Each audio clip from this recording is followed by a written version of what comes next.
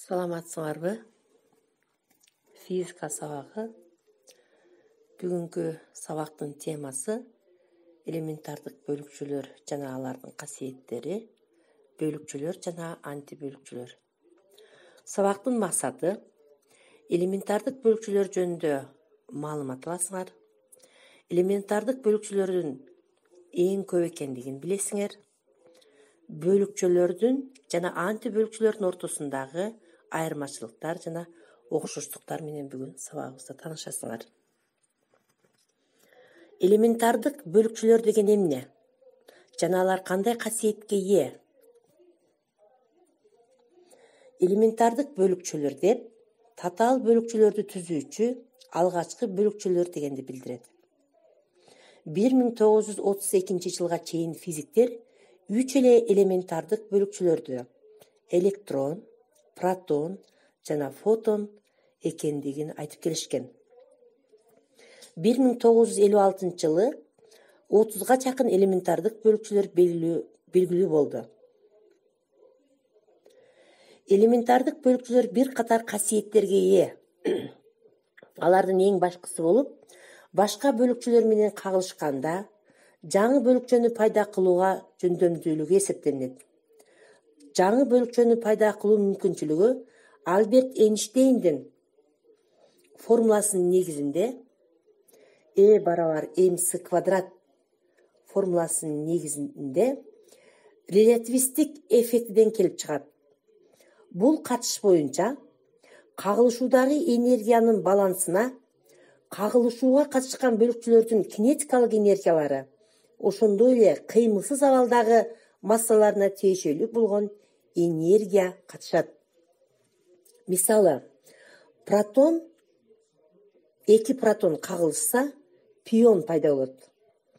Башкача айтканда, формуладан көрүнүп тургандай. Эгер бөлүкчөлөр жаңы бөлүкчөлөрдү пайда кылууга жөндөмдүү болса, анда алар кагылышуудан жутулуп да кетиши, башкача айтканда, жок болуп кетиши дагы мүмкүн. Мисалы, гамма кванты менен протон кагылышып, таптакыр башка бөлүкчөлөр, оң зарядтуу пион жана нейтрон пайда болот. Элементардык бөлүкчөлөрдүн башка дагы бир маанилүү касиети алардын көп санда болуусунда. 20 жылдары физиктер бүткүл дүйнө 3 түрдөгү элементардык бөлүкчөлөрдөн электрондон, протондон жана электромагниттик нурдануулардын кванттарынан гана турат деп билишсе, 30 жылдарда болсо элементардык бөлүкчөлөрдүн саны көбөйдү.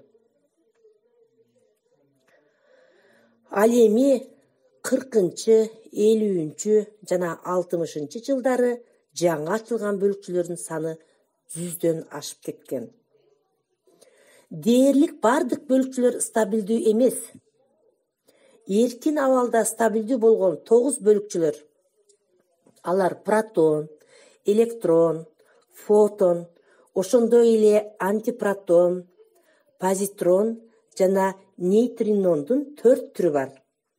Эркин абалда нейтрон, мисалы үчүн, 11,7 минутта жашаса, мион 10⁻6 даражасындагы секундада гана жашай алышат. Демек, элементардык бөлүкчөлөр стабилдүү эмес деген жыйынтыкка келебиз. Бөлүкчөлөрдүн биз мына ушундай касиеттерин билүү менен 1929 жылы ушул бөлүкчөлөрдүн антибөлүкчөлөрү дагы табылды. Антибөлүкчөлөр, мисалы, позитрондун. Бөлүкчөлөрдүн да, антибөлүкчөлөрдүн да электр зарядтары абсолюттук чоңдуктары боюнча бири-бирине барабар, бирок белгилери боюнча карама-каршы болушкан.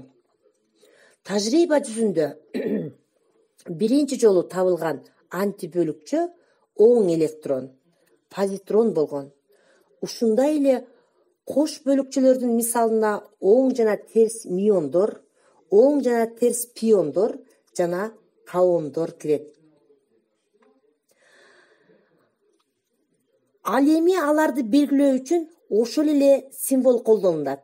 Мисалы, протон P десек, антипротондун үстүнө сызыкча коюлат.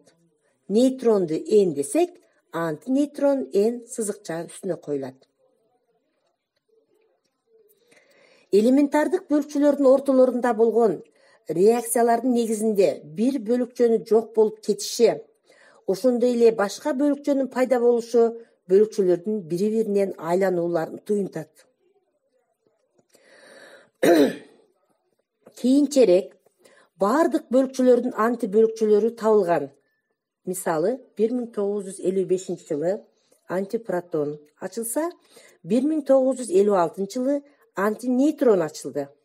Ал эми 1969 жылы антигелий ачылган. Демек, Менделеевдин мезгилдик системасында канча элемент болсо, ошончо элементардык бөлүкчөлөр бар деген жыйынтыкка келебиз.